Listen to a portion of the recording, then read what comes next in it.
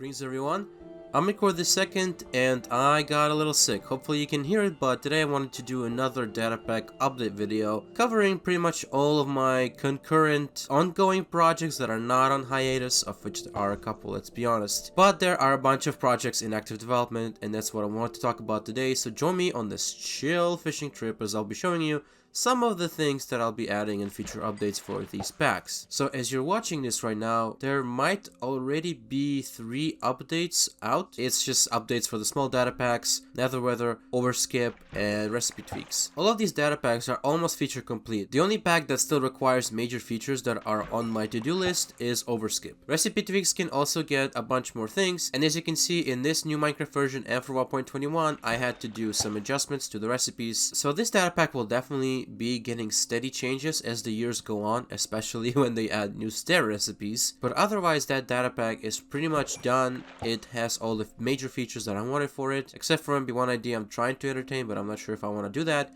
Maybe like a way to craft slabs and stairs back into full blocks. That's another major addition, I suppose, that it's not in the pack yet, that I might consider adding. But when it comes to Overskip, there's only one real thing I want to add. That is a wandering trader for the Nether.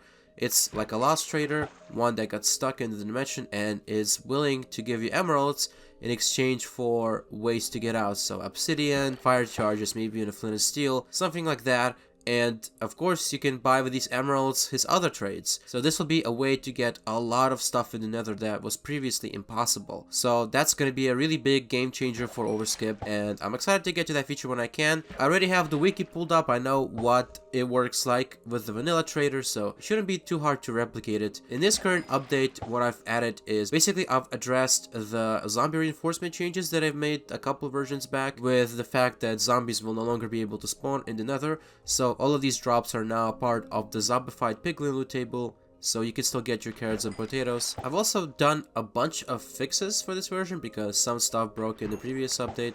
Whoopsie daisy. Mojang changes stuff sometimes, these technical things, I can't catch them all. Yeah, it's mostly fixes in this version, but also another really big thing that was added is chicken jockeys in the Nether can now lay eggs, which they cannot do in vanilla. It's super simple. I was actually debating on adding this to the next release instead, because I wanted to find out exactly how it works to replicate it, and I found nothing on the wiki about the exact process of how chickens lay eggs in Minecraft. But then I started coding it, and I just said, fuck it.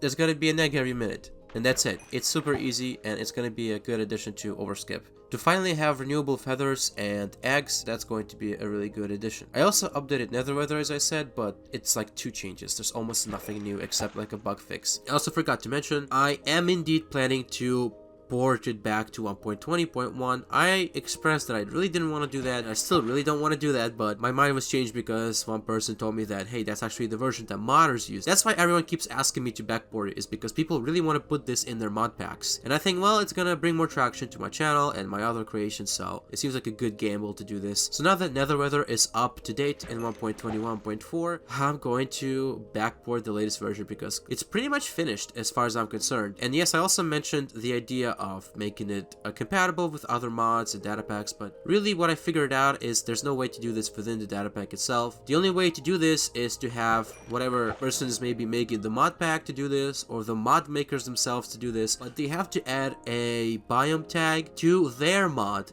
or data packs, and even then it might not even be necessary. By default, all Nether biomes that are not Warp Forest, Crimson Forest, Basalt Deltas, and Solston Valley will be treated as the Nether Wastes, which means they will get heat blasts instead of storms.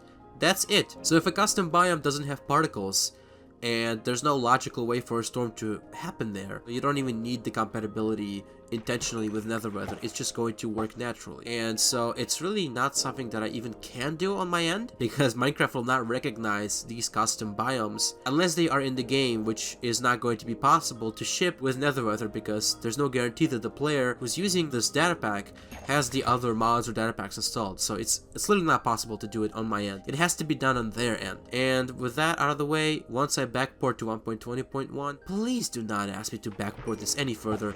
I'm drawing the line there. I'm going to backport it to that version so people who make mod packs can enjoy that. That's gonna be basically it for Nether Weather. There's really nothing else I can add to it. Recipe tweaks. So I made a couple recipes shapeless. I also added all the new recipes for stairs, and I grouped the 1.21 copper recipes because the interesting thing is the 1.17 copper recipes are all grouped, the waxed ones, because you can either craft them from waxed blocks or you can wax an unwaxed block. So those are all grouped, but all the 1.21 copper block recipes are not grouped for some reason. In some of those, it's literally just like a different group name. So they were trying to group them and they put the wrong names in some of them, so it didn't group them together in the recipe book. No one's caught it. I might actually report this to the bug tracker because it's pretty much a bug. From what I can see it from the game files, it doesn't work the way it's supposed to. But anyways, that's pretty much it for that version, and let's talk about the more exciting stuff. So 1 month ago, I released a More Mobs update. I'm super proud of that update. Really not proud of how long it took, but like I said, Mojang keeps changing these technical things, and for the next version, I'm actually debating whether I'm going to have to be adding an updater to all your customizers, because every single one, of course, will now have to be updated again, or will I just do the same thing I did with that version and just say all your previous items don't work anymore, sorry, use cheats to get them again. I'm debating this because, like I said, I like to value my time. I want to be productive with the things I do, and it's gonna take so much to make an updater for all of these items. I don't know if it's really that worth it, so I'm not sure. What do you guys think? What's your opinion? Should I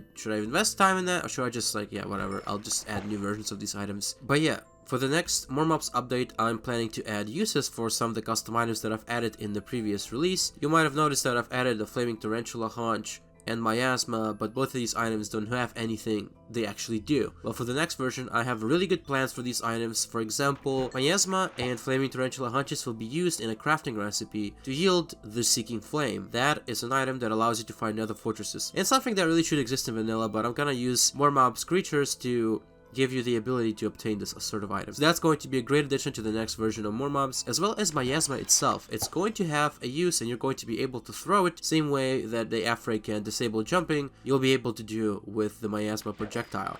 That's going to be so much fun and something that's also enabled by the new changes. Another really major thing that's not possible. With all of the new stuff, as much as I complain about it, it gave us a lot of possibilities. That includes the helmets. So the Nemesis, I keep showing you off this model that I made. Texture not by me, by the way, but the model I made, so I keep showing it off because I think it looks pretty good. And that's actually not something that even exists in More Mobs.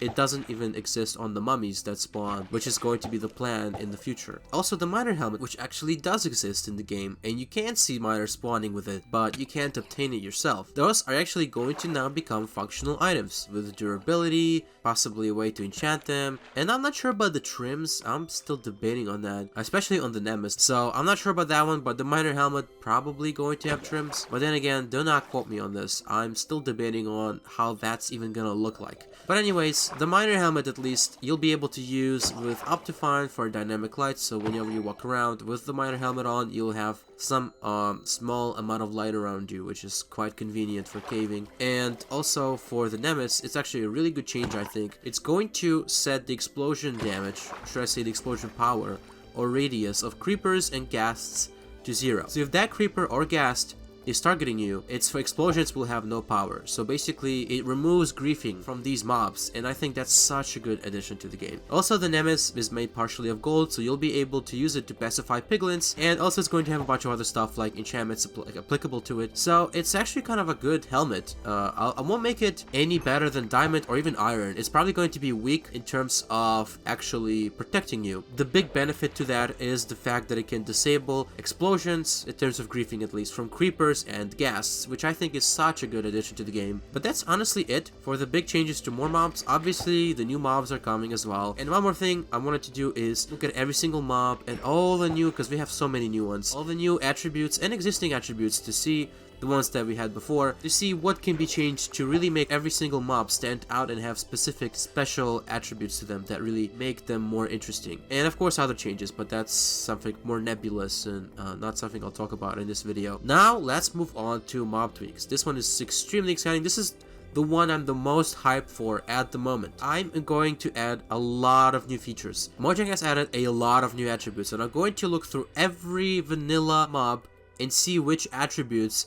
can be adjusted for these to make them more natural. For example, I think Ravagers don't have to jump up a block. They have gigantic feet. They can probably just walk over a block. Stuff like that is going to be part of this update. And also, a lot of stuff with jockeys. So there's some things from Bedrock I want to be bringing over for parity's sake. I just want the world to be more dynamic. I want the mobs to be more dynamic. You've never seen a skeleton jump on a spider's back in the heat of battle. That's something I want to add to this data pack. And also, a major component of this next update, and actually the reason it's called the shrinkflation update, is baby mobs. I'm adding baby skeletons, baby spiders, baby creepers, and baby ghasts to the game.